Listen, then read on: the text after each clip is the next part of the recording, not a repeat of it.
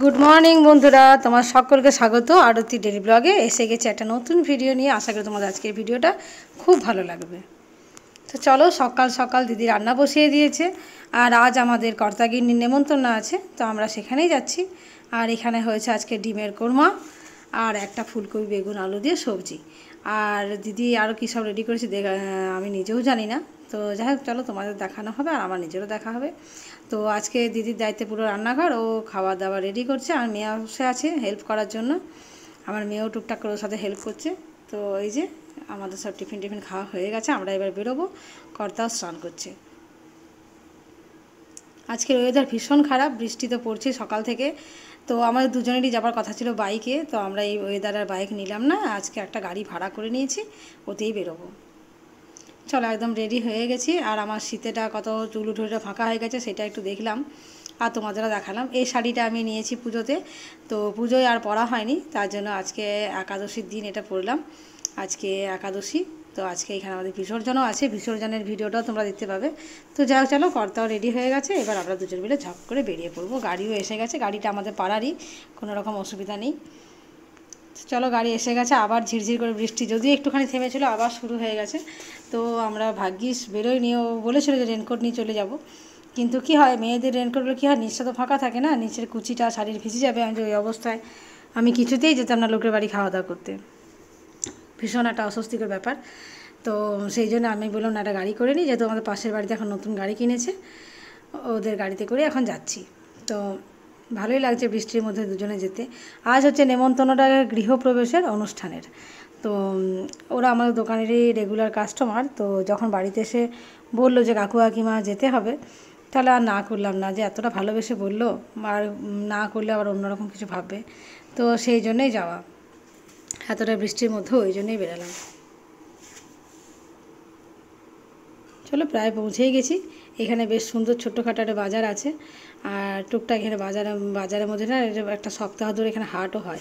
তো আজকে সে হাট বাড়ি বটে, কিন্তু হাট হলেও আজকে মানে এত বৃষ্টিতে না সব কিছু ঢাকা দেওয়া আছে। আর সত্যি হাট বারের জন্য যারা ওয়েট করে থাকে যে হাটের দিনে গিয়ে কিছু কেনাকাটা করব, তাদের জন্য এই বৃষ্টি হলে ভীষণই অসুবিধা।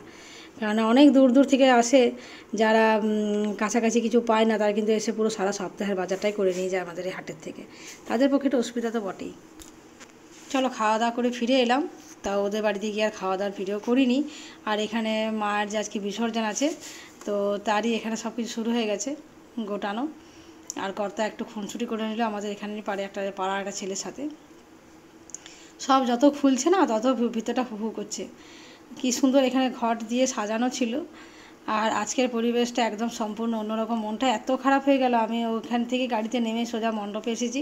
ওকে বললাম যে আগে তুমি যাও, আমি একটু পরে আসছি, আমি একটু দাঁড়াবো এখানে। তো আমি নেমে আগে মণ্ডপ গেছি সোজা। সেখানে অনেকক্ষণ দাঁড়িয়ে আছি, মায়ের মুখটি দিয়ে তাকিয়ে। আমার এত মনটা খারাপ লাগছে, সেটা তোমাদের হয়তো বলে বোঝানো যাবে না। চলো, একটুখানি বাড়িতে এসে আবার চেঞ্জ করলাম। চেঞ্জ করে এই যে ঠাকুরকে গাড়িতে তুলে দিয়েছে। দুপুর 2টোর সময় তোলার কথা ছিল, ওই জন্য বিশেষ করে তাড়াতাড়ি এলাম। তো মোটামুটি এখন 3:30 মতো বাজে। তো এখান থেকে সব কিছু রেডি করে বেরোতে বেরোতে প্রায় সে সন্ধে গড়িয়েই যায়। প্রত্যেক বছরই 3টে 3:30 টাইমটা দেয়, কিন্তু সন্ধে 6টা হয়ে যায়। মায়ের কাছে একটুখানি প্রণাম করে জানালাম যে মা, আসছে বছর আবার এসো, যতটা সম্ভব ধুমধাম করে আমরা পালন করার নিশ্চয়ই চেষ্টা করবো। 4টি দিন তুমি কিন্তু আবার এসো, আর এই বৃষ্টি নিয়ে এসো না অবশ্যই। তো চলো, এখানে পুরো সেট আপ রেডি হয়ে গেছে। বাচ্চাদের উন্মাদনা দেখেছো, এত বৃষ্টি আর চারিদিকটা আমাদের গ্রামে এত কাদা।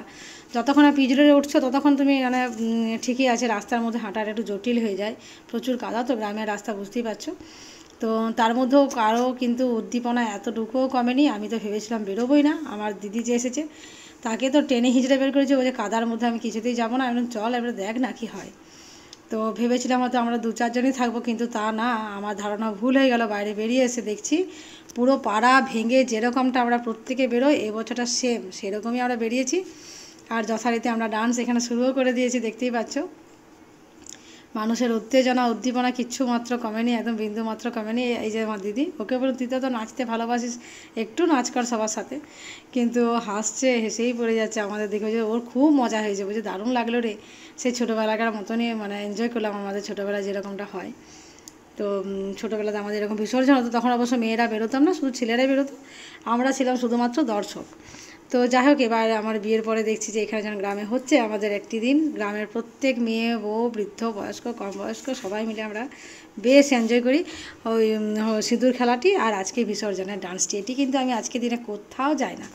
আর তোমাদের রাস্তাটা দেখিয়ে দিলাম, দেখো পিচ রোডের মধ্যে মাঝামাঝি কীরকম খাল জমে রাস্তায় পিচ রোড উঠে গেছে অবশ্যই।